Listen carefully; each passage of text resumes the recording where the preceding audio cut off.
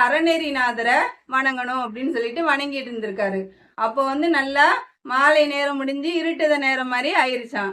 அதுல அப்போ வந்து அந்த கோயில்ல வந்து விளக்கு வச்சிருப்பாங்கல்ல, அதுல வந்து நெய் வந்து தீர்ந்துருச்சாம்.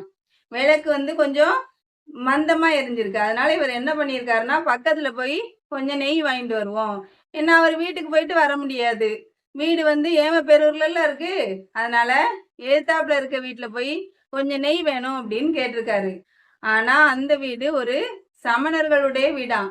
அங்க இருக்க சமணர்கள்லாம் வந்து சொன்னாங்களாம், ஏன்பா உங்க கடவுள் தான் கையிலேயே நெருப்பு வச்சுட்டு ஆடுதாரப்பா, அவருக்கு எதுக்குப்பா புதுசா நெய் கேட்க?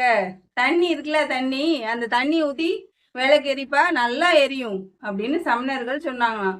சொன்ன உடனே நம்மோட நவீனந்தி அடிகளுக்கு வந்து ரொம்ப சங்கடமாயிருச்சாம். உடனே அவர் அறநெறிநாதர் கிட்ட வந்து வணங்கி அழுதுருக்காரு. ஐயா நான் என்ன செய்வேன், இப்படி சமணர்கள்லாம் சொன்னாங்கன்னு சொன்ன உடனேயும் அப்போ ஒரு அசரீரி வந்து கேட்டிருக்கு. அது என்னன்னா, நமினந்தி நீ வந்த கவலையை விட்டுருப்பா, பக்கத்துல இருக்குல்ல குளம், அந்த குளத்துல இருந்து தண்ணி எடுத்துட்டு வந்து ஊத்துப்பா, விளக்கு எரியும் அப்படின்னு சொல்லியிருக்கு. உடனே இவருக்கு ரொம்ப சந்தோஷமாயிருச்சாம்.